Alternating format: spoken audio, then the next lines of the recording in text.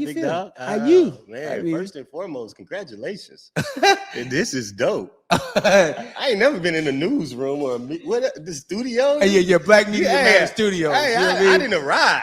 I'm really here. I mean, this is dope, man. It's a dream come true. Yeah. I mean, I think you were part of the process of me saying I wanted to, you know, putting that in affirmations and then actually going after and getting it. So I want to thank you too for, you know, always being my brother, just holding it down. You know what I mean? Hey, man, it's number love. Yeah, man, it's always love when we come around. Yes, sir. But let's get out of that. Right. First, Kendrick, I think your story is like, it needs to be a movie, to be honest with you.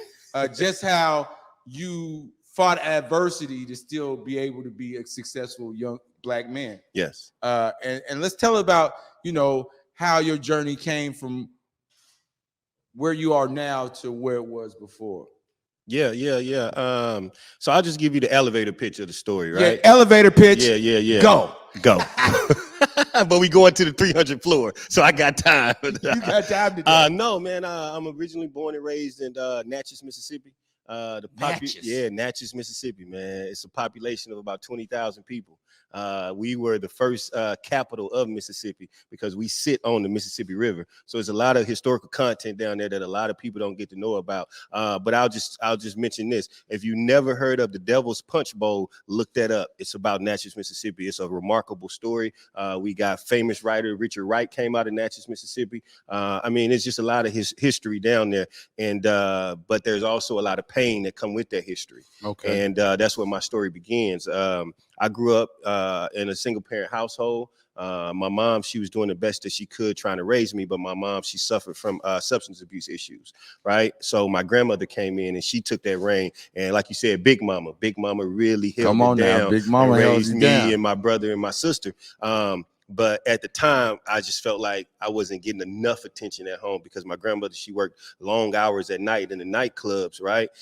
So I would be able to do whatever I wanted to do because, like I said, my mom, she was hit and missed on when she would be home, and my grandmother, she was always gone. So at an early age, I got involved in gangs, got involved in drugs, and then by the time I was 15, I was find myself facing 10 years in prison. I was arrested for armed robbery and then tried as an adult at 15 years old. At 16, I got my sentence. They gave me 10 years in the Mississippi Department of Correction as an adult. So at 16, I went to Parchment Penitentiary. I was released when I was 21, and then I did the rest of my time on probation and parole. But immediately after my release, I enrolled in college. The last grade that I physically completed was the 6th grade. So needless to say, I didn't have any true experience in high school, not even a true middle school experience, because I was always into something that was not the right thing to be in, which landed me in prison. But now you fast forward 21 years later, and I'm about, I would say, about a good 8-9 months away from my PhD. So that's remarkable in itself. The reason why I moved to Seattle is because I was trying to find a different way. I was attending the great University of Jackson State University in Jackson, Mississippi, and I found myself going back down that same road, getting in a little trouble on campus. Just doing things I shouldn't have been doing. And my auntie, she said, you know what? I think you need a fresh start, so you should come out here to Seattle and see what it's like.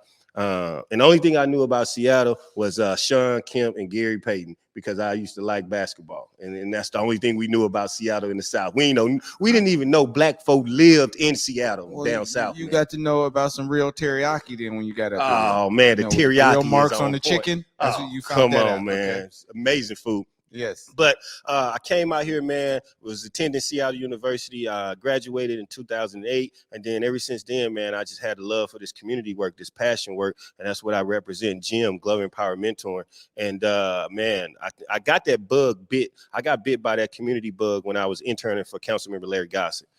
Big shout out to Larry Gossett, the OG. Okay, if you don't know Larry Gossett, you better get to know him. You better get to know him, man. Hey, the living icon and legend. And it just so happened, man. When I was this year, I got named the King County Larry Gossett Community Service Award, and he presented it to me. So that was like an honor and treat of itself.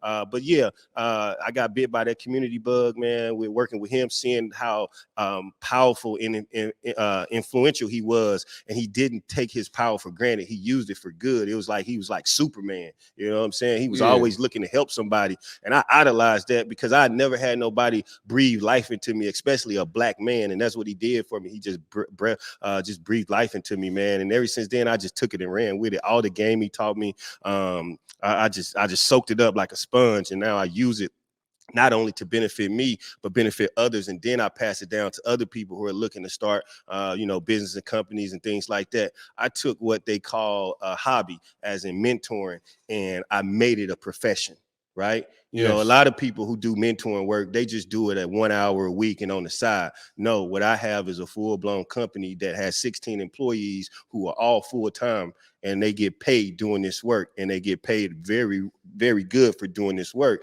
And that's not, and the reason why I talk about that pay is because you take a lot of this work home with you when you start hearing some of these kids' stories who are similar to just like mine. And man, that stuff is taxing on the brain, on the mental, you know.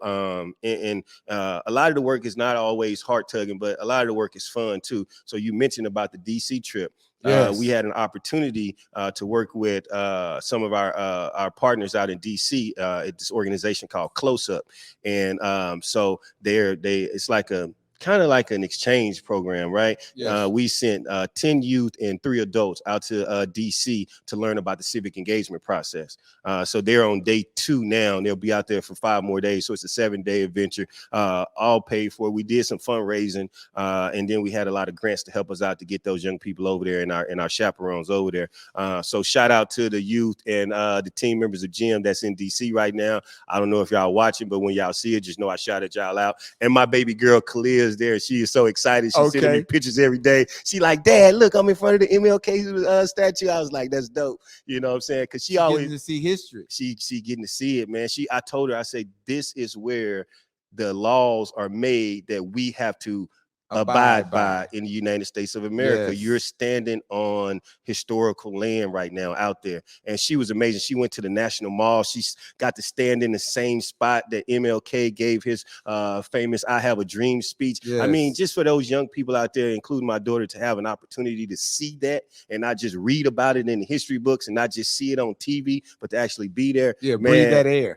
Man, I would never thought in a million years that the organization that I founded would be able to give experiences like that to young people.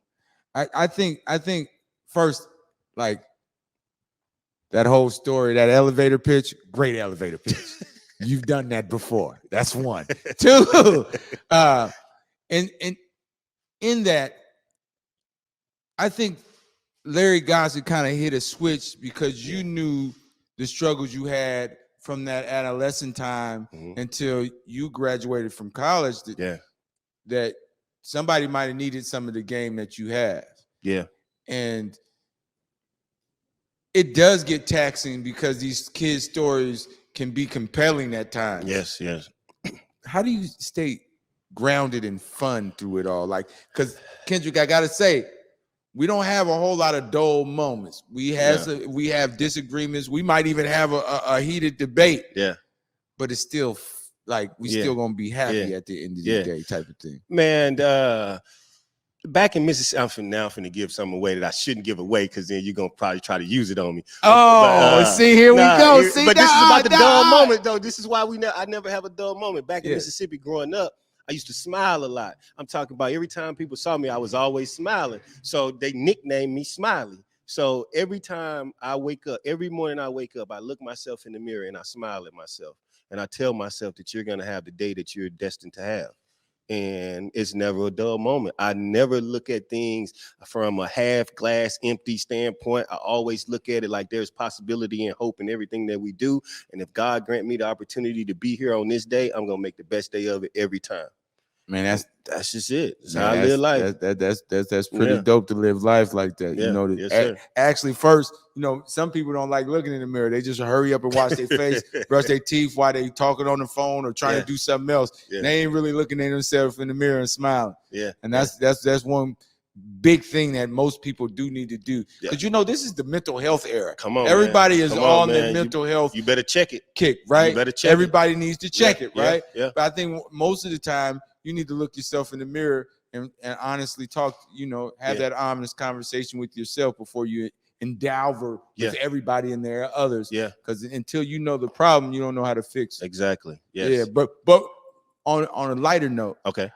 I did beat you in the lip syncing contest. Here we go. This is your show, so I'm not gonna go at it. But if you want to rewind the tape, y'all just go to Build. Just go to Build 206. Shout out to Build 206. Shout out to Dre and Isaiah and all the bros out there. With big shout out to Build. It's well documented that I won.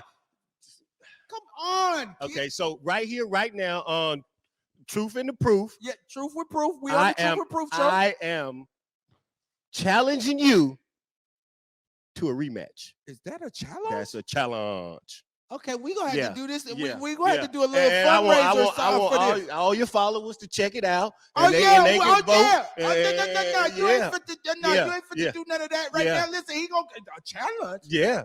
He going to challenge me on this thing? I am the lip singing you king. You got to direct my lip singing, all right? We about to do this on my birthday. On our birthday, Salmon, because that's my birthday clip. Okay. Yeah, so we got to have that right. On our birthday, we're going to have some kind of like, for all my followers out there, if you know me, you know about the gold microphone in the truck. That's all I'm gonna say. That don't mean you good. What? I practice every day. Not your dance moves. I'm gonna work on that. Okay, you might have to. Yeah. Okay. Yeah. Listen, I really, really appreciate you coming through. It was always a phone call away, and you better believe it, man. There's a lot more we got in store, man. I'm here with you. I support you. I appreciate it. The whole team. This space is amazing. This is what we need. Black media matters. I mean, we got to tell our story in our own way, write our own narratives, tell our story through our own words, man. Not let everybody do it for us, and that's what you guys are doing. Shout out to all the success that you guys are having, man, and much love and respect. Man, I appreciate you, yes, man. Sir. We just living our dream, man. We all we got, but we all we damn need. I'm gonna try to tell you that. Now, listen, what's on the menu?